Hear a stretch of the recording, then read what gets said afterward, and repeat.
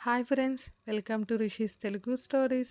ఎవరైనా మన ఛానల్ని సబ్స్క్రైబ్ చేసుకొని వాళ్ళు ఉంటే సబ్స్క్రైబ్ చేసుకోండి ఫ్రెండ్స్. అలానే వీడియోస్ని లైక్ చేసి షేర్ చేయండి. మీరు లైక్ చేయడం వల్ల నా ఛానల్ మరికొంతమందికి వెళుతుంది. ఇక స్టోరీలోకి వెళదాం. నీవే నా సర్వస్వం 44వ ఎపిసోడ్. మేఘ తలలో చేయి పెట్టి నిమరడంతో చాలా రోజుల తర్వాత ప్రశాంతంగా నిద్రపోతున్న అజయ్ను చూస్తుండిపోయింది మేఘ. మొండోడివిరా బాబు నువ్వు, అస్సలు వదలవు. ఆ రోజు తాళి కట్టి నన్ను దక్కించుకున్నావు, మళ్ళీ ఇప్పుడు నా కోసం ఎంతో బాధపడి దూరంగా ఉంటూ మళ్ళీ ఇలా దగ్గరయ్యావు.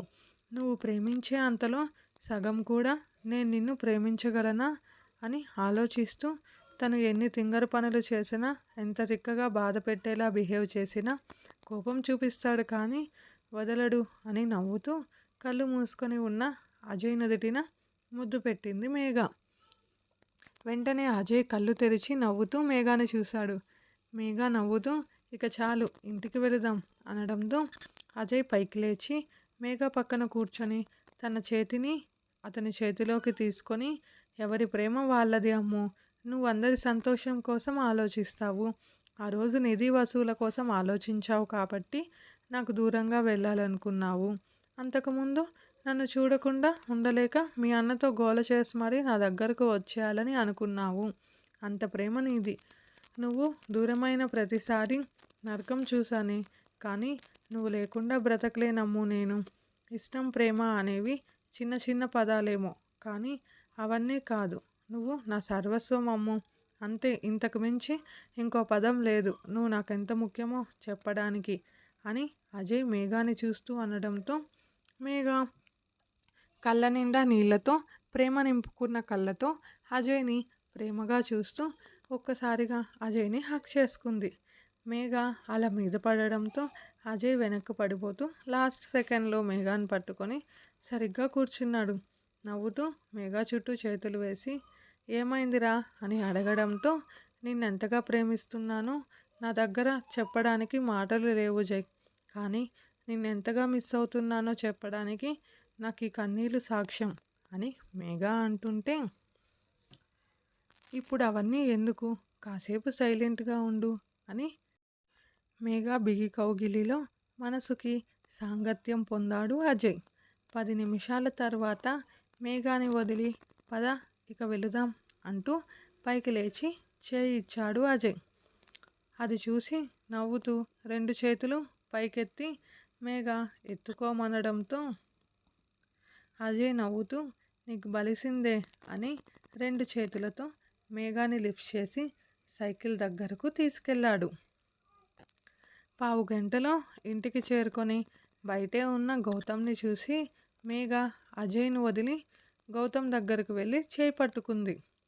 అది చూసిన అజయ్, వీడొకడు దానికోసం కాపలాగా ఉంటాడు, దాన్నేమన్నా నేను తినేస్తానా, అరే నా పెళ్ళాన్ని కూడా నాతో తీసుకెళ్ళకూడదా, అయినా వాడినని ఏం లాభంలే, అన్నని చూడగానే వెళ్ళి వాడితో నిలుచుకుంది అని మనసులోనే మేఘాని 100 బూతులు తిట్టుకుంటూ, ఏంటి ఆ చూపు, ఎలా చూస్తుందో చూడు, గుడ్లు గూబలాగా కళ్ళేసుకొని అని గౌతమ్ని చూసి నువ్వేంట్రా అలా చూస్తున్నావు అన్నాడు అజయ్. దాంతో గౌతమ్ నవ్వుతూ దగ్గరకు వచ్చి అజయ్ షర్ట్ సరిచేస్తూ, మేఘ నీ భార్య కావచ్చు, నువ్వు తినకపోవచ్చు, కానీ నేను దాని అన్నని, సో నా చెల్లికి కాపలాగా ఉంటాను, ఎలా ఉంటానో నా ఇష్టం. నువ్వు మనసులో ఎన్ని అనుకున్నా మమ్మల్ని మాకు అర్థమవుతుంది బావా అంటూ సాగదీసి పిలుస్తూ అజయ్ చెంపతట్టి మనసులో తిట్టుకోవడం మానే, సరేనా అని మేఘ భుజం చుట్టూ చేయి వేసి ఇక వెళ్ళి నిద్రపో కాసేపు అంటూ మేఘతో ముందుకు వెళుతూ వెనక్కి తిరిగి అజయ్ని చూసి కన్ను కొట్టాడు గౌతమ్. అది చూసిన అజయ్, నీ అయ్య నీకు నీ చెల్లికి సెకలు తక్కువగా లేవుగా అని అనుకుంటుంటే గౌతమ్ కన్ను కొట్టడం చూసి నవ్వుతూ అజయ్ని చూసి అచ్చచ్చో అని పెదాలు రౌండ్గా చేసి లిప్ మూమెంట్ ఇచ్చిన మేఘాని చూసి నవ్వుతూ, చేయండి ఎన్ని చేస్తారో చేయండి, రేపటి నుంచి చెప్తా మీ కథలు అని నవ్వుతూ లోపలికి వెళ్ళాడు అజయ్. ఉదయం 10 అవుతుండగా ఒక్కొక్కరు నిద్ర లేవడంతో ఇంట్లో పెద్దవాళ్ళు సుప్రభాతం ఎత్తారు. గ్యాంగ్ అందరూ ఆ ఇంట్లో ఈ ఇంట్లో ఆ తిట్లుకి నవ్వుకుంటూ తలో దిక్కు వెళ్ళిపోతుంటే వాళ్ళల్లో వెళుతున్న మేఘాని పట్టుకున్నారు సుమ. దాంతో మేఘ కళ్ళు రుద్దుకుంటూ గుడ్ మార్నింగ్ సుమా డార్లింగ్ అనడంతో హే నోరు మూయవే అని చెవి పట్టుకొని ప్రేమగా మందలించారు సుమ. మా నిద్ర వస్తుంది అని మేఘ తూగడంతో తలపై మెల్లిగా ఒకటి వేసి ఇక నిద్రమత్తు వదులు మేఘ, ఇప్పటికే లేట్ అయ్యింది అని సుమ అంటుంటే దేనికి మా లేట్ అని మేఘ అడిగింది అర్థం కాక. అప్పటికే రెడీ అయిన గౌతమ్ మెట్లు దిగుతూ రవలి ఆంటీ నీరజ్ అంకుల్ నీ దగ్గర అభిషేకం చేయిస్తానని మొక్కుకున్నారురా, అందుకే త్వరగా ఫ్రెష్ అవ్వు అని గౌతమ్ అంటుంటే అన్నయ్య ఇప్పుడా, అస్సలు నిద్రమత్తు వదలలేదు, నేను చేయలేను అని మొండిగా వాదిస్తున్న చెల్లిని చూసి అమ్మ నేను చెప్తా, నువ్వు వెళ్ళి ఆ బట్టలు తీసుకురా అని సుమని పంపించాడు గౌతమ్. సుమ సరే అని ఒకసారి మేఘాని చూసి వెళ్ళిపోయింది.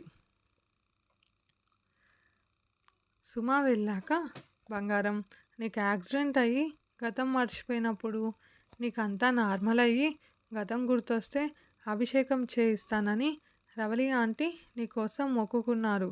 నువ్వు ఆ మొక్కు తీర్చేంత వరకు ఆంటీ అంకుల్ ఏమీ తినరు, ఫాస్టింగ్ ఉంటారు అని గౌతమ్ చెప్పడంతో తన కోసం అందరూ ఎంత బాధపడ్డారో అని తనని ఇంతలా ప్రేమిస్తున్న వాళ్ళని తలుచుకొని ఆనందిస్తూ వెంటనే సరే అని తలూపి అమ్మకు చెప్పు నేను ఫ్రెష్ అవుతా ఆ లోపు అని మేఘ అనడంతో వెయిట్ వాళ్ళు డ్రెస్ ఇస్తారురా, అదే వేసుకోవాలి నువ్వు అన్నాడు గౌతమ్ మేఘ ఏమంటుందో అని చూస్తూ.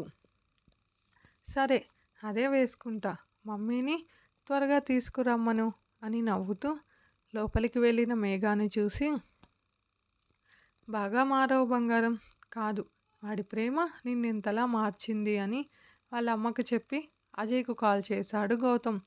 అజయ్ ఫోన్ స్విచ్ ఆఫ్ రావడంతో వీడింకా నిద్ర లేవలేదా అని గౌతమ్ కన్నింగా నవ్వుతూ ఎప్పుడు లేస్తావో లేరా బావా, నా చెల్లిని పూజకి తీసుకెళ్తున్నాము అని.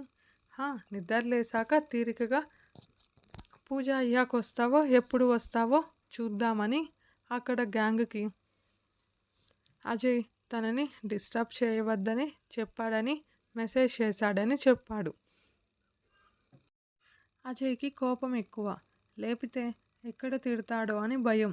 అయినా అజయ్ లేట్గా లేచినా మళ్ళీ దర్శనానికి వెళ్తాడులే అని పిల్లగాంగ్ అంతా లైట్ తీసుకుంటే కరణ్ మాత్రం అక్కడ మేఘ పూజకి రెడీ అవుతుంటే ఇక్కడ వీడు డిస్టర్బ్ చేయొద్దన్నాడా అని డౌట్ వచ్చినా నైట్ నిద్ర లేదు కదా, ఆల్రెడీ మేఘతో టైం స్పెండ్ చేశాడు, అందుకే అలా అన్నాడేమో అని సైలెంట్ అయ్యాడు. కానీ తన మనసాగక కాల్ చేస్తే స్విచ్ ఆఫ్ రావడంతో రవలి ఇచ్చిన బట్టలు తీసుకొని సుమకి ఇచ్చి మేఘకి ఇచ్చి రమ్మన్నారు.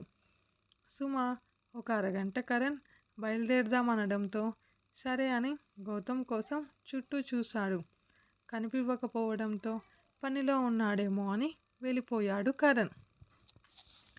గౌతమ్ అందరినీ వెతుకుతూ వసు రూమ్లోకి వెళ్ళాడు. అక్కడ వసు పక్కన నవ్య వసు ఇద్దరు బ్లాంకెట్ కప్పుకొని పడుకొని ఉంటే కింద నేలపై రమ్య సమీర పిచ్చి పిచ్చిగా ఒకరిపై ఒకరు కాళ్ళు చేతులు వేసుకొని పడుకొని ఉండడం చూసి తల కొట్టుకుంటున్న గౌతమ్ ఇంకో పక్క కిషోర్ రాజేష్పై కాళ్ళు వేసి ఉండడం చూసి హో వీళ్ళు లేచి ఇక్కడ మళ్ళీ పడుకున్నారా అనుకొని నవ్వుతూ బాటిల్లో నీళ్లు వాళ్ళిద్దరిపై పోసాడు గౌతమ్. దాంతో ఇద్దరు వర్షం వర్షం అని అరుస్తూ లేచి చూడగా ఎదురుగా గౌతమ్ నవ్వుతూ కనిపించడంతో వర్షం రాలేదా అని అమాయకంగా ఆవలిస్తూ అడిగిన రాజేష్ని చూసి గౌతమ్ ఇంకా ఎక్కువ నవ్వడంతో ఇంకొన్ని నీళ్లు తీసుకొని సమీర వాళ్ళపై చల్లాడు గౌతమ్. అందరూ లేచి తూగుతుంటే ఏంట్రా నీ గోలా, నిద్రపోనియవా అని సమీర తలగొక్కుంటూ కళ్ళు తెరవకుండానే అడిగింది. నాకు బూతులు తెంపించకు, ఇంకోసారి రే రా అన్నావంటే పీక అదుముతా అని గౌతమ్ సమీర గొంతు పట్టుకోవడంతో దెబ్బకు నిద్రమత్తు వదిలి ఏంటి నన్ను చంపేద్దామని నిద్రలేపావా అని రాని ఏడుపు సమీర ఏడుస్తుంటే మహానటి అని పక్కన రాజేష్ కిషోర్ పాట పాడారు. దాంతో గౌతమ్ అమ్మ మహానటి చాలు ఇంకా చేసిన యాక్షన్ సావిత్రి గారికి బదులు ఆ అవార్డు నీకు ఇచ్చేయచ్చు. మేఘ అభిషేకం చేయాలి గుడిలో అందరికీ అరగంటే టైం ఇస్తున్నా త్వరగా రెడీ అవ్వండి అని ఇంటికి వచ్చాక ఈవినింగ్ వరకు నిద్రపోండి ఎవరు ఏమనరు అని గౌతమ్ అనడంతో అందరూ సరే అని వెళ్ళారు. అందరూ వెళ్ళాక గౌతమ్ నిద్రలేసి కూర్చొనున్న వసు పక్కన కూర్చొని నిద్ర సరిపోలేదా బేబీ అన్నాడు ప్రేమగా. వసు గౌతమ్ భుజంపై తలవాల్చి ఒక 10 minutes గౌతమ్ రెడీ అయిపోతా అనడంతో నిదానంగానే రెడీ అవ్వు వసుని వదిలి పైకి లేచి ఇన్నోసెంట్గా ఉన్న వసు నిద్ర ఫేస్ చూసి నవ్వుతూ వసు పెదవులను తన పెదవులతో ఒక్క క్షణం తాకించి వసు తేరుకునే లేపే త్వరగా కానీ అని రూమ్ బయటకు వెళ్ళిపోయాడు గౌతమ్. దాంతో వసు నవ్వుకుంటూ ఫ్రెష్ అవ్వను వెళ్ళింది. అప్పటికే కరణ్ వెళ్ళిపోవడంతో పావుగంట తర్వాత మేఘాన్ రెడీ చేసి బంగారు బొమ్మలా ఉన్నావు బంగారం అని సుమా గారు వేలు విరిచి కిందకు తీసుకెళ్లారు. కింద సోఫాలో మహేంద్ర గౌతమ్ మేఘాన్ని చూసి చిన్నగా నవ్వారు. Mango colour plain lehenga, maroon colour blouse and maroon ఓణీలో తన కలర్కి ఈ కలర్ సెట్ అవ్వడంతో మేఘాకి సూపర్ అని సైగ చేసి కొన్ని ఫొటోస్ తీసి ఎందుకు అని మేఘ అడగడంతో వాడింకా నిద్రపోతున్నాడు ఏడిపిద్దామని నవ్వుతూ గౌతమ్ చెప్పడంతో అంటే జై గుడికి రారా అని అడిగింది మేఘ.